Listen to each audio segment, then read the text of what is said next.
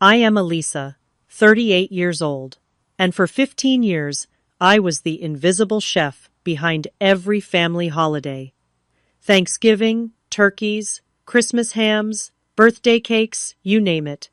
I spent thousands of hours cooking while my family created memories without me. Not a single holiday photo included my face, just empty chairs where I should have been. Last year, something in me finally snapped. Now, as I sit on this Mexican beach on Christmas Day, my phone turned off, I can almost hear the panic back home as they stare at a frozen turkey. Let me know where you are watching from, and if you have ever felt taken for granted, hit that like button and subscribe as I tell you how I finally found my place at the table. Growing up as the oldest child in my family came with expectations that seemed harmless at first. I was the responsible one, the one who always had everything under control. Born and raised in Connecticut, I chose to attend college just 30 minutes from home, majoring in graphic design, but finding unexpected joy in the culinary arts elective I took to fill my schedule. My family has always been what you might call traditionally dysfunctional. My father Gerald is a quiet accountant who retreats behind his newspaper when emotions run high. My mother Martha tries her best, but cooking was never her strong suit. Growing up, our meals were either burnt bland or straight from the freezer section. My sister Jane, 4 years younger than me, and the beauty of the family was always the star athlete and social butterfly. She now works in public relations, a job that seems to consist mostly of elegant lunches and cocktail parties, according to her Instagram. Then there is my brother Patrick, 8 years my junior, the baby of the family who somehow never outgrew being treated like one. He works in tech, makes twice my salary, but still brings his laundry to Mom when he visits. Hovering over all of us is my grandmother Evelyn, a woman who believes that a woman's worth is measured by her ability to manage a household. She lives just 15 minutes from my parents and has Sunday dinner with them every week without fail. My journey into becoming the family chef began innocently enough. During college, I discovered a passion for cooking through that elective course. It started with simple recipes then. I began taking additional weekend workshops at a local culinary school. There was something deeply satisfying about creating something that brought people together, about mastering techniques that transformed basic ingredients into something spectacular. The first time I cooked a Thanksgiving dinner was when I was 23. Mom had come down with the flu, and Grandma Evelyn was visiting her sister in Florida. Dad suggested ordering from a restaurant, but I volunteered to cook instead. I spent days researching recipes, prepping ingredients, and timing everything perfectly. When the family gathered around that table, their reactions were nothing short of magical. Dad actually put down his newspaper and said it was the best turkey he had ever tasted. Jane, who was usually too cool to compliment anyone, asked for my cranberry sauce recipe. Even Patrick, then a picky 15-year-old, cleaned his plate. The pride I felt was indescribable. For once, I was not just the responsible oldest sister, but someone who had created something worthy of praise. Mom recovered enough to join us at the table, and she hugged me tightly, whispering that I had saved Thanksgiving. That moment, that feeling of being truly valued, was intoxicating. At the time, I was dating Evan, a journalism major, with ambitions of traveling the world. He helped me that first Thanksgiving chopping vegetables and washing dishes while I cooked. But even then, he noticed something that I was too blind to see. "They really took to your cooking," he said, as we washed dishes after everyone had gone to the living room to watch football. "They loved it," I said, still riding high on their praise. "Just be careful," he warned. "You do not want to become the designated holiday chef forever." I laughed it off. I enjoy cooking, and honestly, it felt good to contribute something special. Evan just gave me a look that I could not decipher then. "Just make sure they appreciate what goes into it. All of it, not just the food on their plates. If only I had listened to him more carefully. If only I had recognized the warning in his words. But I was 23, eager to please and desperate for my family's approval. That Thanksgiving set a precedent that would define my relationship with my family for the next 15 years. Little did I know that my willingness to cook one meal would evolve into an unspoken expectation that would consume countless weekends, holidays, and personal days. Little did I know that my family would come to see me not as a daughter or sister who cooked, but as the cook who happened to be related to them. Looking back now, I can see the path that led me here so clearly. But hindsight, as they say, is 20/20. At the time, all I saw was the opportunity to be valuable, to be necessary, to be irreplaceable. I just did not realize the cost. What started as a one-time Thanksgiving rescue mission quickly evolved into a regular role. The following Christmas, Mom casually mentioned that since my turkey had been such a hit, perhaps I would like to handle the holiday meal again. I agreed enthusiastically, spending weeks planning the perfect menu. By the next year, it was simply assumed that I would be cooking for every major holiday. Thanksgiving, Christmas, Easter, 4th of July, barbecues, and even family birthdays all became my responsibility.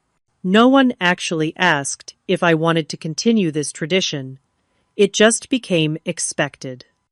During those first 5 years, the transformation was subtle but complete. I gradually took over not just the cooking, but all the associated tasks, creating the menus, shopping for ingredients, setting the table with seasonal decorations, and of course the mountains of cleanup afterward. All while my family enjoyed themselves, took photos together, and created memories that did not include me. Evan, who had initially supported my culinary adventures, began to grow frustrated with how much time I devoted to family meals. "We haven't had a Christmas morning together in 3 years," he pointed out, one December, as I prepared to leave our apartment at 5 in the morning to start cooking at my parents' house. "My family is counting on me," I explained, packing up my special roasting pan and homemade bread dough that had been rising overnight. "But what about us? What about the life we are trying to build?" he asked, gesturing to our small but cozy apartment. "I feel like your family gets the best of you, and I get whatever energy is left over." The argument escalated, with Evan finally saying words that stung but contained a truth I was not ready to hear. "They do not value you, Elisa. They value what you do for them. There is a difference." 3 months later, Evan and I broke up. He had received a job offer overseas, and when he asked me to consider going with him, I could not imagine leaving my family without their holiday chef. Looking back, I realized that decision marked a turning point. I chose a role over a relationship. I chose obligation over opportunity. As the years progressed, my efforts became increasingly elaborate. For Thanksgiving, I would test new recipes weeks in advance. For Christmas, I would spend days baking cookies and cakes from scratch. Each Easter brought hand-decorated eggs and homemade hot cross buns. I would stay up until 2 or 3 in the morning, prepping, then be up at dawn to continue cooking. The financial burden fell entirely on me as well. While my family would contribute some money toward ingredients, they never covered the full cost of the premium items I purchased to make each meal special. The organic free-range turkey, the aged cheeses, the out-of-season fruits for my signature tarts. Not to mention the specialized equipment I invested in over the years, the stand mixer, the food processor, the set of German knives that cost nearly $1,000. My family's reaction to all this effort remained frustratingly consistent. They would compliment the food, certainly. Dad would pat his stomach and declare it another triumph. Mom would tell her friends how talented her daughter was. Jane would take photos of the table setting for her social media. Patrick would pile his plate high and ask for leftovers to take home. But not once did anyone offer substantive help. Oh, they might ask if they could do anything 15 minutes before guests arrived, when everything was essentially complete. But no one ever volunteered to shop or prep or handle the cleanup, without being specifically directed to do so. I tried dropping hints about needing help. This turkey is so heavy, I almost threw out my back carrying it, I would say. Or I have been on my feet for 12 hours straight. The responses were always the same sympathetic noises, followed by absolutely no action. It was my friend Sophia who first pointed out how unhealthy the situation had become. She came over the day after one Thanksgiving, finding me exhausted on my couch, still recovering from cooking for 18 people. "You look terrible," she said bluntly, taking in my disheveled appearance. "Thanks," I mumbled, too tired to even feign offense. "No, I mean it. This is not normal, Elisa. You spent 3 days cooking for people who could not even be bothered to help you clean up afterward. Who does that?" "It is just how my family is," I tried to explain. Sophia shook her head. "No, it is how they are with you because you allow it. Have you ever wondered why you keep doing this to yourself?"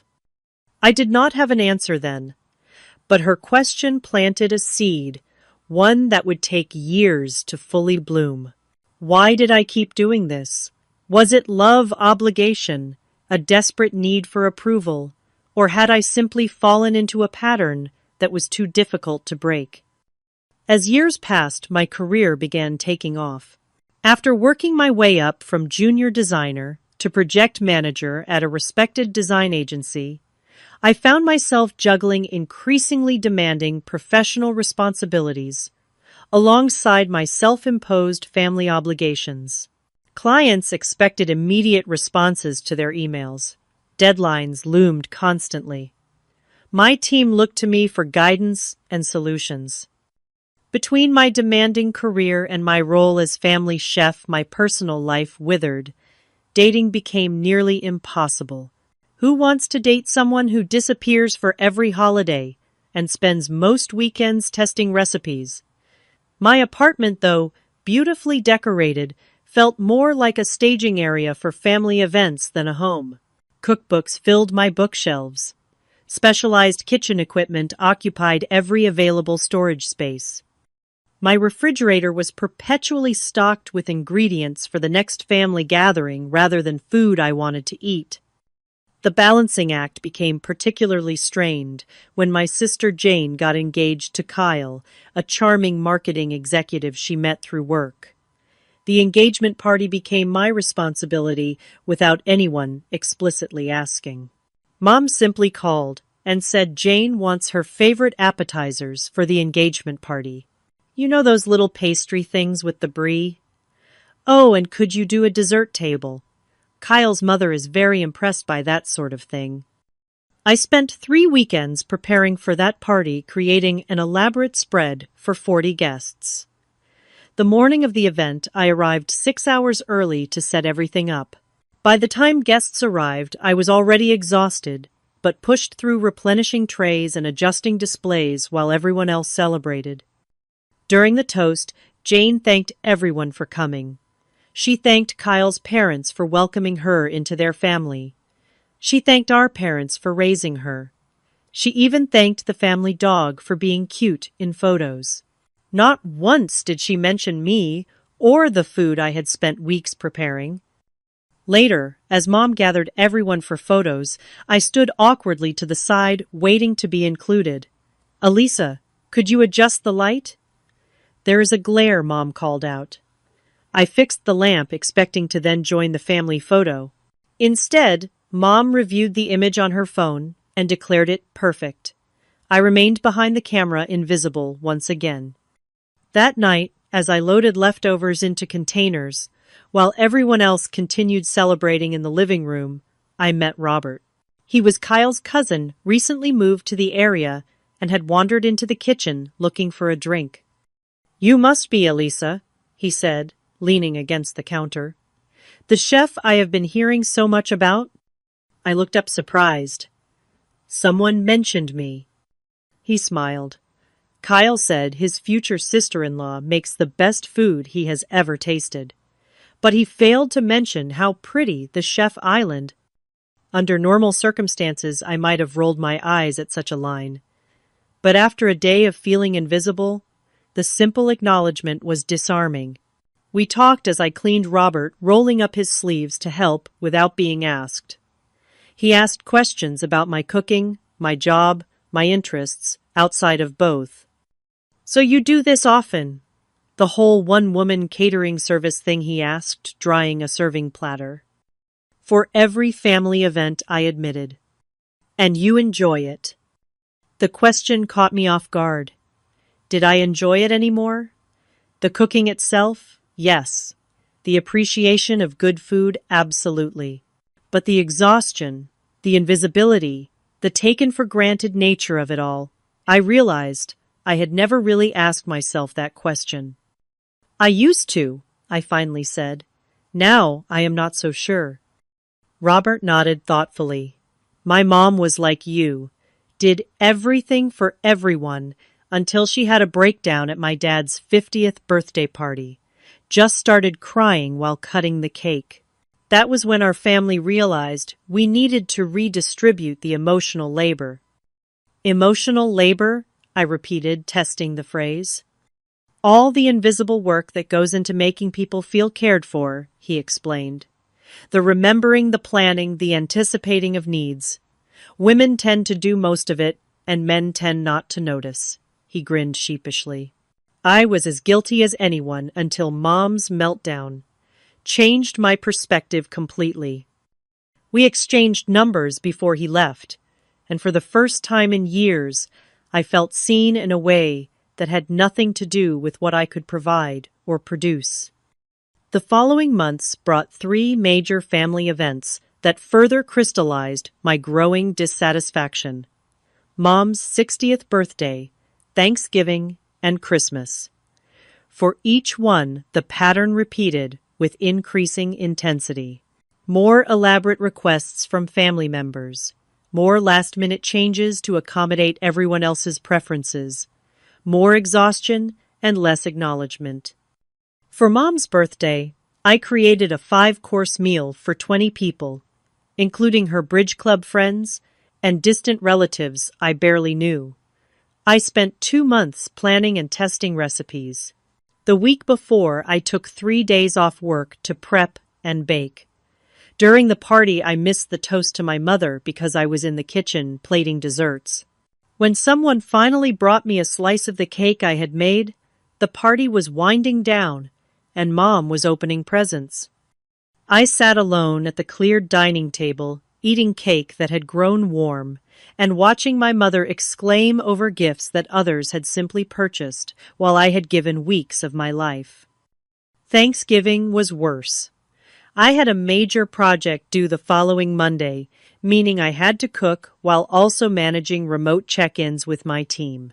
When the turkey took longer than expected, Patrick complained loudly about being hungry. Jane made pointed comments about the cranberry sauce being different this year, her tone making it clear this was not a compliment. Dad fell asleep immediately after eating, and Mom spent most of the meal discussing Jane's upcoming wedding plans. As Christmas approached, I found myself dreading rather than anticipating the holiday. The joy I had once found in creating special meals had been buried under years of unrecognized effort. I was tired. Bone-deep soul, achingly tired. Robert and I had been dating steadily since the engagement party. He noticed my increasing anxiety as Christmas approached. "You know you could say no," he suggested one evening, as I frantically made lists of ingredients I would need. I laughed, but there was no humor in it. "You do not understand my family. Saying no is not an option." "It is always an option," he said quietly. "It just does not feel like one because you have never exercised it." His words stayed with me, planting another seed alongside the one Sophia had sown years earlier. Could I say no? What would happen if I did? Would my family finally see me instead of just the meals I produced? Or would they simply find someone else to fulfill the role, making me not just invisible, but irrelevant? As I moved through the motions of planning another elaborate holiday meal, I began to wonder who I was beyond this role I had created. Was I still the person who had found such joy in that first successful Thanksgiving? Or had I become someone else entirely? Someone whose worth was measured in perfectly roasted turkeys and intricately decorated cookies? Someone whose place in the family was in the kitchen, not at the table? For the first time, I allowed myself to imagine a holiday where I was not exhausted, where I sat at the table for the entire meal, where I appeared in family photos, where I was a daughter and sister first, not the family chef. The image was so foreign, so impossible seeming, that it brought unexpected tears to my eyes.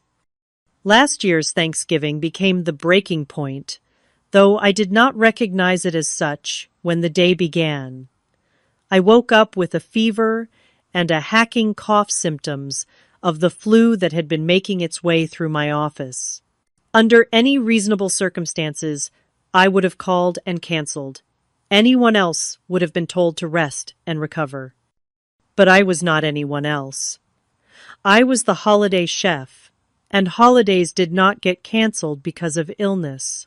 So I downed cold medicine, packed my supplies, and drove to my parents' house, arriving at 7 in the morning with a fever of 101. "You do not look well," dear Mom said, when she saw me, her brow furrowed in what appeared to be concern. "I am fine," I lied, unpacking groceries. "Just a little under the weather." "Well, try not to cough near the food," she advised, before leaving me alone in the kitchen. For the next 8 hours, I cooked through waves of dizziness and chills. No one offered to help, even as I visibly struggled. Dad poked his head in once to ask when dinner would be ready. Jane arrived with Kyle and immediately monopolized Mom's attention with wedding details. Patrick showed up an hour late, contributing nothing but complaints about traffic. Grandma Evelyn arrived last, surveying the kitchen with her critical eye before announcing, "It smells different this year, not as good." By the time we sat down to eat, my fever had risen, and I could barely taste the food I had spent all day preparing. I picked at my plate, too sick to enjoy the meal. No one seemed to notice.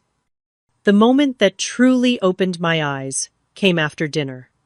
While the family retired to the living room for coffee and pie, I began the hours-long task of cleaning up. As I loaded the dishwasher, I noticed a photo album on the side counter, open to pictures from last Christmas. Curious, I began flipping through it.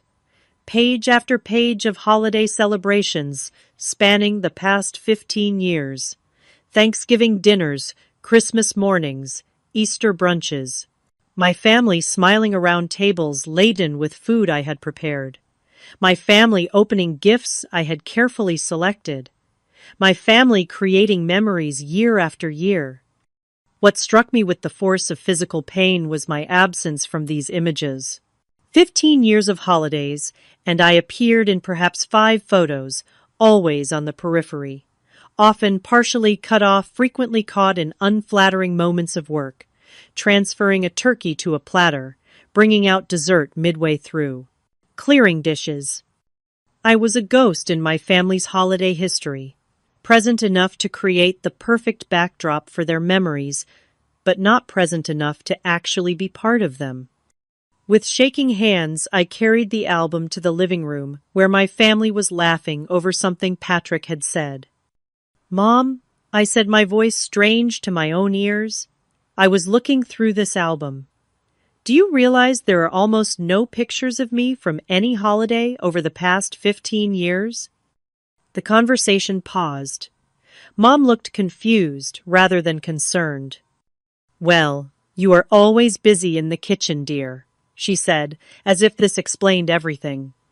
Too busy to be included in family photos. too busy to be part of the memories. Mom seemed genuinely perplexed by my distress. But you are doing what you love. You always take such pride in your cooking.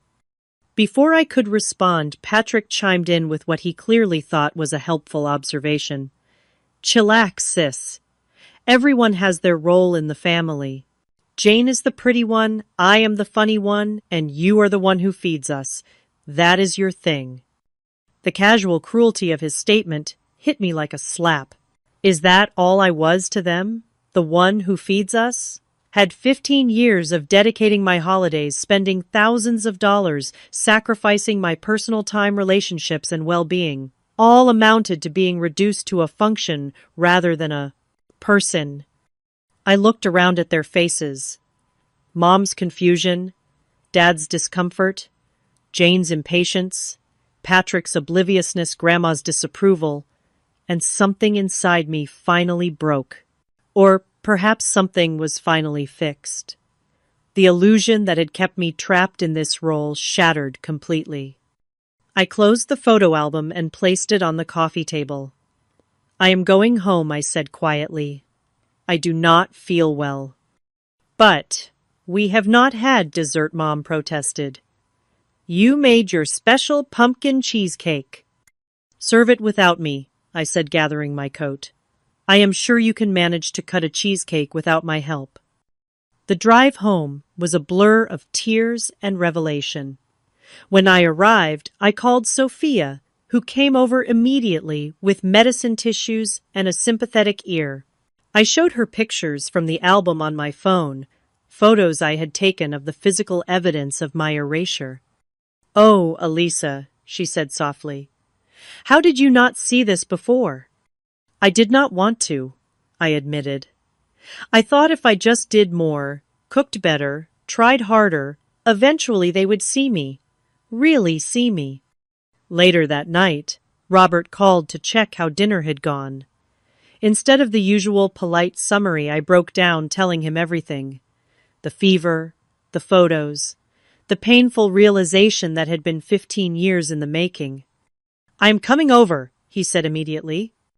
When he arrived, he held me while I cried, then made me tea and toast, simple acts of care that somehow meant more than any elaborate meal I had ever created.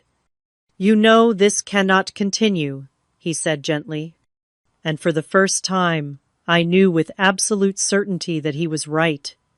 Whatever happened next, I could not go back to being the invisible chef, even if it meant upending 15 years of family tradition, even if it meant risking my place in the family altogether. No, I agreed, my voice stronger than I expected. It cannot. 2 weeks before Thanksgiving this year, I called my mother. My heart pounded as the phone rang, but my resolve remained firm. Mom, I said, after our usual pleasantries, I wanted to let you know that I will not be cooking for Thanksgiving this year. A pause, then a chuckle. Very funny, Elisa. Now I was thinking we should try that new Brussels sprouts recipe you mentioned last month. I am not joking, Mom. I am not cooking this year. I will come as a guest, but I will not be preparing the meal. Another pause, longer this time.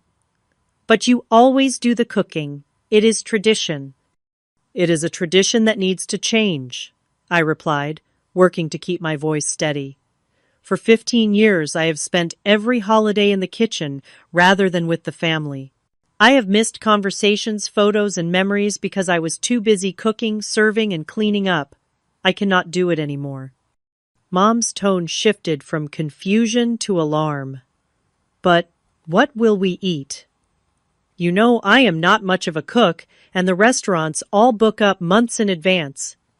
You cannot just spring this on us at the last minute. It is not the last minute, Mom. It is 2 weeks before Thanksgiving, which is plenty of time to figure something out. You could all contribute dishes, or order a prepared meal from a grocery store, or even go to a restaurant that still has availability. This is so unlike you, Elisa, she said, her voice taking on the disappointed tone that had always been so effective at making me back down in the past. Is something wrong?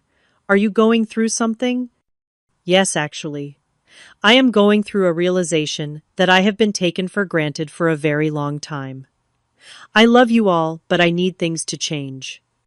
The call ended with Mom still in disbelief, convinced I would change my mind. I did not. Instead, I texted the whole family a clear message: I will not be cooking for Thanksgiving this year. I am happy to attend as a guest, but the meal preparations will need to be handled by someone else. This is non-negotiable. The reactions were swift and varied. Dad sent a brief text: understood. We'll talk to your mother. At least he seemed to accept my decision, even if he offered no acknowledgement of why it was necessary. Jane called, immediately incredulous. What is this drama about? You know Mom cannot cook a Thanksgiving dinner, and I certainly do not have time with all the wedding planning. Are you trying to ruin the holiday for everyone? I am trying to actually be present for the holiday, for once, I explained. But you are always present. You are literally in the house all day. Being in the house is not the same as being part of the family, Jane. When was the last time I was in a holiday photo? When was the last time anyone helped me in the kitchen, or even asked if I wanted to cook? When was the last time anyone thanked me not just for the food, but for the weeks of planning that went into it? So, this is about getting more compliments. Just say that instead of holding Thanksgiving hostage. I sighed, realizing she truly did not understand. It is not about compliments, Jane. It is about being valued as a person, not just as a service provider. Patrick's response was perhaps the most telling. He called and immediately offered what he thought was a solution. Look, if this is about money, I can chip in more this year. Would $500 make it better? 1,000. Just name your price. This is not about money, Patrick. Though the fact that you think my time and effort can simply be purchased says a lot. Grandma Evelyn did not call or text directly. Instead, she relayed a message through Mom. Your grandmother says she has never been so disappointed in you. She raised her children to respect family traditions. The pressure continued to mount over the following days. Mom organized a family conference call that felt more like an intervention, with everyone taking turns trying to persuade me to reconsider. The timing is just so inconsiderate, Mom lamented. We have always counted on you for this. That is exactly the problem, I replied. You have counted on me without counting me in. Jane tried a different approach. Is this about Robert? Is he the one putting these ideas in your head? Because interfering with family traditions is not a good look for a new boyfriend. This has nothing to do with Robert, and everything to do with 15 years of being invisible at my own family gatherings. Patrick, ever practical, made one final attempt. What if we hired kitchen help? You could supervise and still join us for the meal. The point is not finding a workaround, so I can still do most of the work, I explained, my patience wearing thin. The point is recognizing that I have feelings and needs beyond fulfilling this role you have assigned me. In the end, my family's reactions only confirmed what I had begun to suspect: they valued the service I provided more than they valued my happiness or well-being. This painful realization strengthened my resolve rather than weakening it. 2 days before Thanksgiving, Mom called with what she clearly thought was an olive branch. We have decided to order a pre-cooked turkey from the grocery store, she said, her tone suggesting I should be grateful for this concession. But we will still need you to come early to heat everything properly and make the gravy. The store does not provide gravy. Mom, I am not coming early, and I am not making gravy. I will arrive at the same time as everyone else as a guest. I do not understand why you are being so difficult about this, she said, frustration evident in her voice.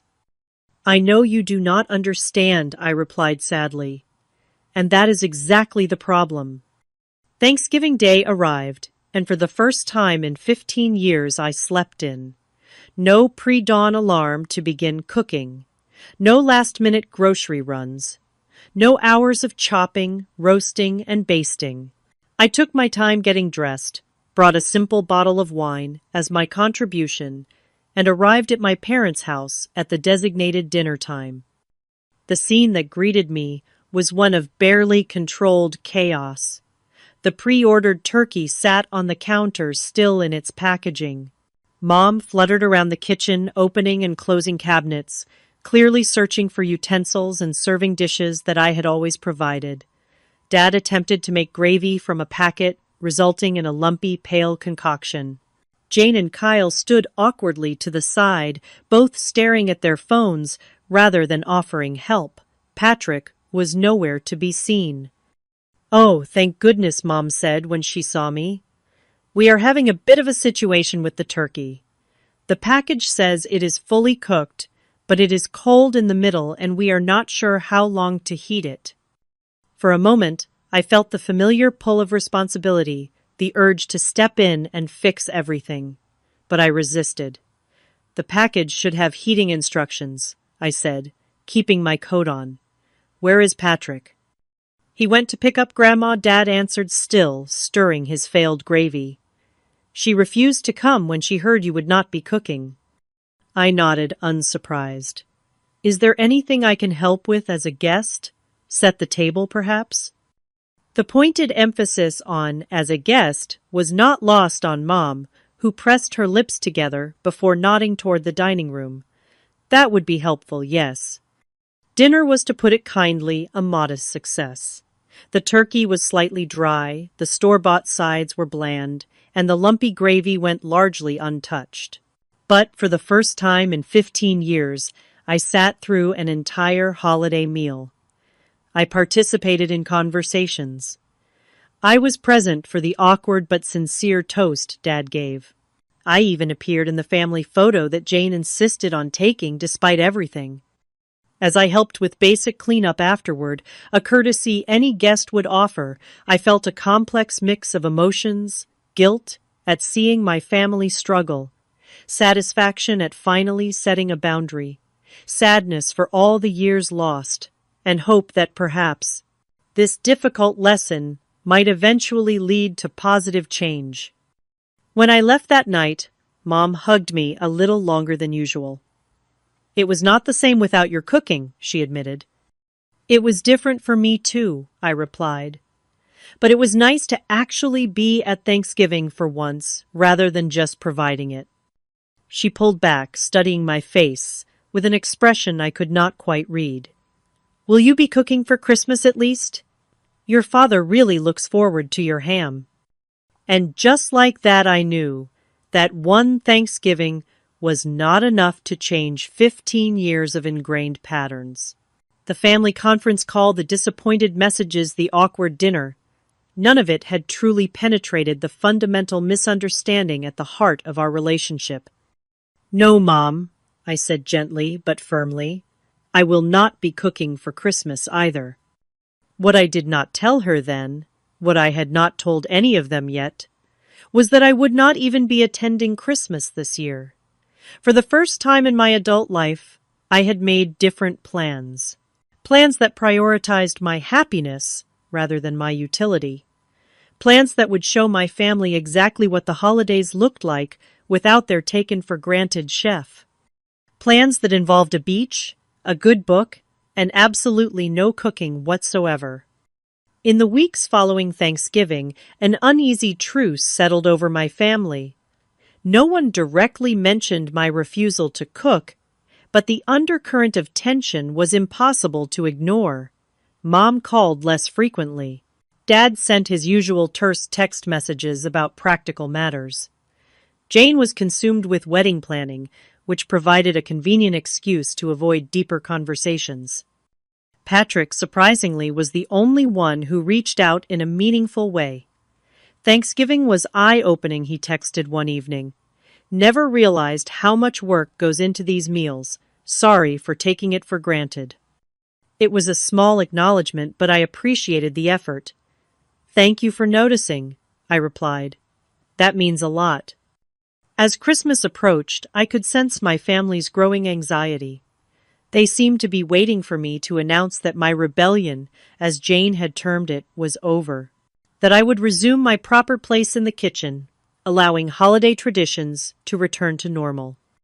Instead, I made a different announcement during our next family video call.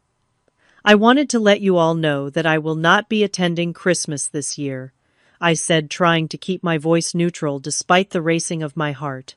I have made other plans. The stunned silence that followed was broken by Mom. What other plans could possibly be more important than Christmas with your family?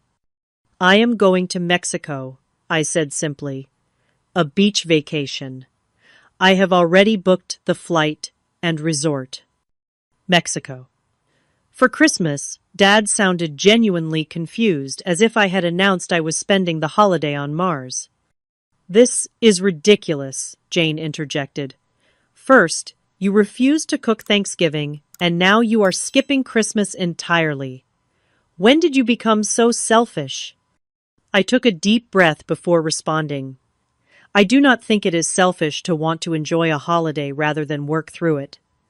For 15 years I have spent Christmas cooking for everyone else. This year I am choosing something different. But we are family, Mom insisted, her voice taking on a wounded quality that had always been effective at inducing guilt in the past. Christmas is about being together. Yes, it is, I agreed.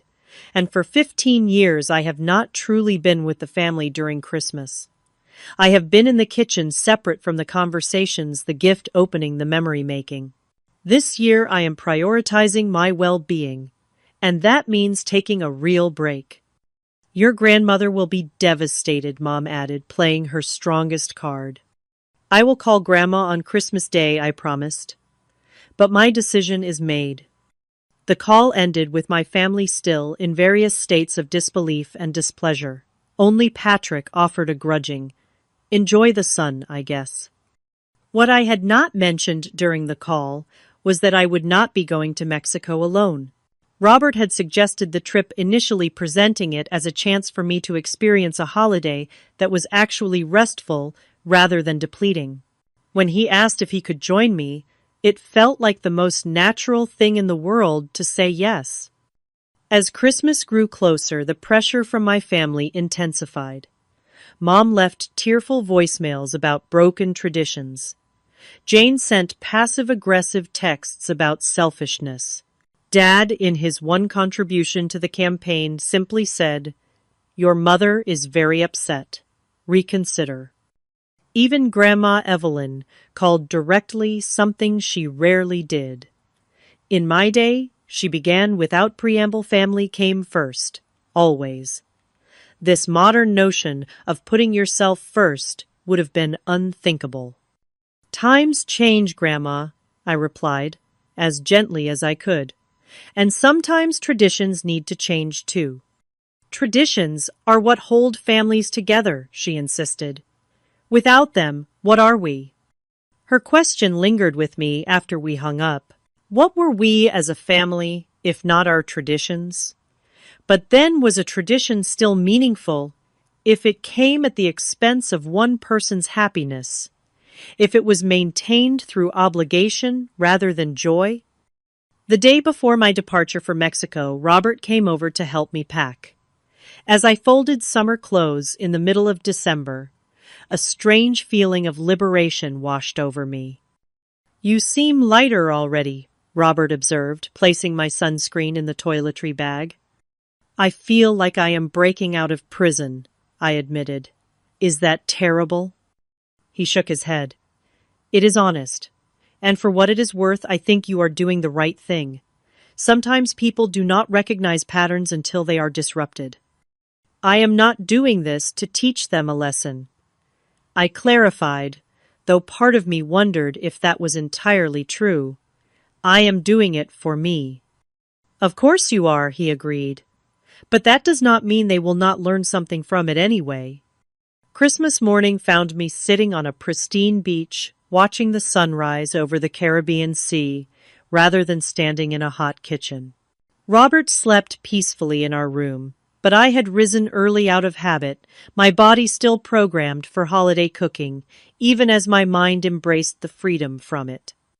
I had turned off my phone the previous evening, wanting to be fully present for this new experience. Now, sipping coffee from the resort cafe, I allowed myself a moment of curiosity. What was happening back home? Had they managed to prepare a meal? Was Grandma Evelyn complaining about the change in plans? Was Mom making my absence all about her disappointment? At 10 o'clock, I briefly turned on my phone, intending to wish my family a Merry Christmas before returning to my peaceful day. The flood of notifications was immediate and overwhelming. 12 missed calls from Mom. 5 from Jane. Even Dad had called 3 times a record for my typically phone-averse father. The text messages were even more numerous, their tone evolving from irritation to panic as Christmas Day progressed. Mom 6:30 a.m. called to wish you Merry Christmas. Hope you will reconsider and come home. Jane 8:45 a.m. Mom is in tears because you are not here. Hope you are enjoying your selfish beach vacation. Patrick 9:15 a.m. SOS. The turkey is still frozen. How long to defrost? Google says days, but that cannot be right. Mom 10:30 a.m. We cannot figure out how to cook this turkey. It is still raw in the middle and people are getting hungry. Dad 11:45 a.m. Your mother is very upset. Dinner is not going well. Please call when you can. Jane 12:30 p.m. This is a disaster. No one knows how to make gravy. Grandma keeps asking where you are. Thanks a lot. As I scrolled through the messages Sophia called, I answered, curious about what was happening from an objective perspective. You will not believe this, she said, laughter in her voice. I stopped by your parents' house to drop off a gift, and it is absolute chaos. Your dad is watching YouTube videos on how to carve a turkey. Your mom is on the verge of tears because the potatoes are lumpy. Jane is drinking wine directly from the bottle, and Patrick is trying to convince everyone that ordering pizza is a perfectly acceptable Christmas dinner. Despite myself, I laughed. Are they really that helpless without me? Completely, Sophia confirmed. Your grandmother is sitting in the corner periodically sighing and saying things like, in my day, daughters did not abandon their families for beach vacations. It is both sad and hilarious.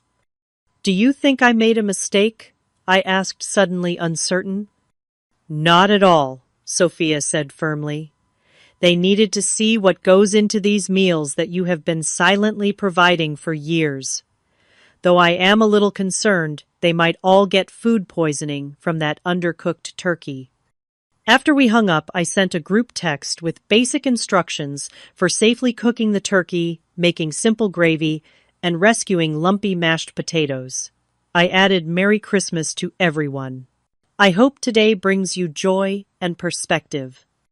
Then I turned my phone off again and rejoined Robert, who was now awake and waiting for me on the beach with fresh fruit and pastries. Family crisis, he asked, noting my mixed expression. Family reality check, I corrected, accepting the plate he offered. Apparently, Christmas dinner is in shambles without their chef. He nodded thoughtfully. Sometimes people need to experience the absence of something to truly value its presence. That sounds suspiciously like a greeting card, I teased. Guilty as charged, he admitted with a smile.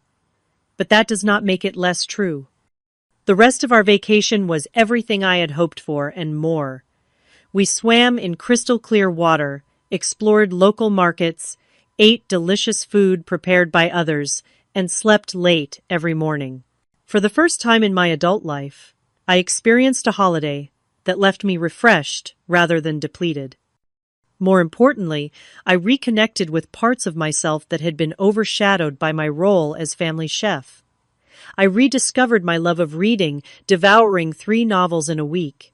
I sketched the beautiful scenery, tapping into artistic talents I had neglected. I had conversations that did not revolve around menu planning or ingredient substitutions. On our last night in Mexico, Robert and I walked along the beach at sunset. The sky blazed with colors so vivid they seemed almost artificial, like something from a dream rather than reality. "I have been thinking," Robert said, stopping to face me. "This week has been wonderful, but it has also made me sad." "Sad why?" I asked, concerned. "Because I have seen a different version of you here. Relaxed, playful, fully present. It makes me realize how much of yourself you have been hiding behind that chef persona. How many parts of you, your family, has never bothered to see." His observation struck me with unexpected force. He was right. The Elisa on this beach was different from the Elisa who spent holidays trapped in a kitchen. She laughed more easily, spoke more confidently, took up more space in the world.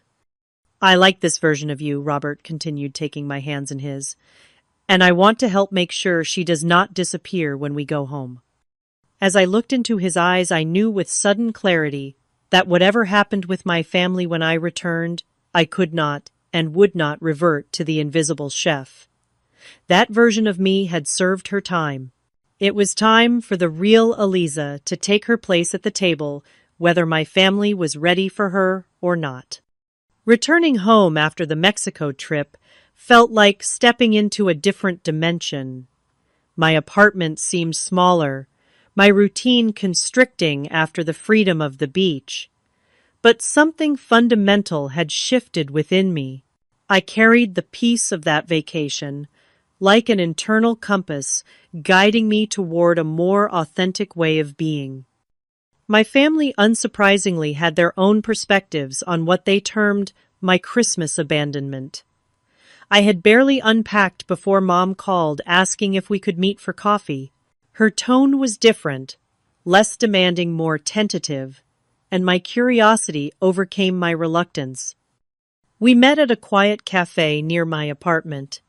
Mom looked tired, the kind of bone-deep weariness I recognized all too well from my years as the holiday chef. "You look good," she said after we exchanged awkward greetings. "Rested?" "I am," I admitted. The vacation was exactly what I needed. She nodded, turning her coffee cup in small circles. "Christmas was a disaster," she said bluntly. "The turkey was undercooked, the sides were bland, and your grandmother complained through the entire meal." I waited, expecting blame bracing for the guilt trip that would inevitably follow. Instead, Mom surprised me. "I never realized how much work you put into those meals," she continued. "How many hours, how much planning, how much care. We tried to follow recipes, but nothing turned out right. By the end of the day, I was exhausted just from that one meal. And you did it for every holiday for 15 years. The acknowledgement, so long awaited, nearly brought tears to my eyes. "Yes," I said simply, "I did." "I am sorry, Elisa," she said, meeting my gaze directly. "We took you for granted. I took you for granted. And I never stopped to consider how it felt for you being stuck in the kitchen while we enjoyed the holidays." Her apology was imperfect. There was still a note of self-pity in her voice, a hint of, "Look how much we suffered without you." But it was genuine, and it was more reflection than I had seen from her in years. "Thank you for saying that," I replied. "It means a lot to hear it." "Your father wants to apologize too," she added. "He feels terrible about never helping with the meals. He just did not know how." Not knowing how is not an excuse for never learning. I pointed out, unwilling to let them entirely off the hook. "You are right," Mom agreed, surprising me again. and that is why he has signed up for a basic cooking class at the community center. He says it is time he learned to make more than toast and cereal. The image of my father, with his perpetual newspaper and resistance to change attending a cooking class, was so unexpected that I laughed out loud. I would pay good money to see that. Mom smiled a real smile that reached her eyes. He is terrible so far. Last week he tried to make spaghetti and somehow burned the noodles. But he is trying, which is more than I can say for any of us before. 2 days later, I received an email from Dad. Never one for phone calls or in-person emotional conversations, he had chosen the communication method most comfortable for him. The message was brief but meaningful. Elisa, I owe you an apology. For years I enjoyed the meals you prepared without considering the work involved or offering to help. Your absence at Christmas showed me how much I have taken you for granted. I am sorry. I am learning to cook now badly, as your mother has probably told you. It is harder than it looks. Thank you for all you have done. Love, Dad. Short, direct, and genuine, exactly like my father himself. I wrote back a simple, "Thank you, Dad. That means a lot to me." Jane was slower to come around. Her initial messages after my return were still tinged with resentment, framing my decisions as attacks on family tradition rather than necessary boundaries. But even she eventually reached out with an olive branch, inviting me to coffee to clear the air. "I still think you could have picked a different time to make your point than Christmas," she said, never one to fully concede. "But I get it now. We relied on you too much and noticed you too little." Patrick, to my surprise, became my biggest ally in the family's transformation. Having witnessed the Christmas dinner disaster firsthand, he developed a newfound appreciation for the work I had silently performed for years. It was a real eye-opener, he told me over lunch one day. Mom had a complete meltdown trying to figure out how to time all the different dishes. Dad sliced his finger trying to cut vegetables. And I realized I did not even know where the measuring cups were kept in our parents' house after all these years. We were like helpless children without you. Grandma Evelyn was the final and most difficult family member to address the situation. Our first post-Christmas interaction came at a family dinner in January 1, where everyone contributed a dish rather than placing the entire burden on one person. So she said, cornering me in the hallway, "You went to Mexico for Christmas." "I did," I confirmed, refusing to apologize. She studied me with shrewd eyes that had seen over 8 decades of family dynamics. "Your mother was devastated." "I know. The dinner was inedible." "So I heard." We stared at each other for a long moment before her expression softened slightly. "In my day, women did what was expected of them without complaint. We put family first always." "And were you happy, Grandma?" I asked gently. The question seemed to catch her off guard. Happy? That was not the point. The point was duty. "I think it is possible to have both," I suggested. "To serve family out of love rather than obligation, and to be appreciated rather than expected." She considered this, her lined face thoughtful. Perhaps she finally conceded. "Your grandfather always thanked me for my cooking every single meal for 52 years. He never took it for granted." It was a small revelation, but a meaningful one. Even in my grandmother's generation of duty first, there had been acknowledgement and gratitude, something my family had forgotten to practice. The next major family gathering was for Dad's birthday in February. For the first time in over a decade, I attended, as simply a guest, not the designated chef. Mom had asked if I would help her plan the menu, not take over the cooking, and I had agreed to this reasonable request. What unfolded was something entirely new for our family, a collaborative meal. Mom and I prepared the main dishes together, with her actually following my suggestions rather than insisting on her own way. Dad proudly contributed a pasta salad from his cooking class, beaming with disproportionate pride when people took second helpings. Jane brought dessert, and Patrick handled the drinks and setup.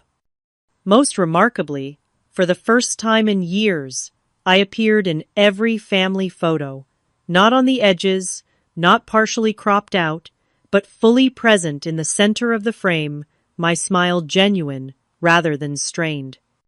As we cleaned up together, all of us, not just me, Mom pulled me aside.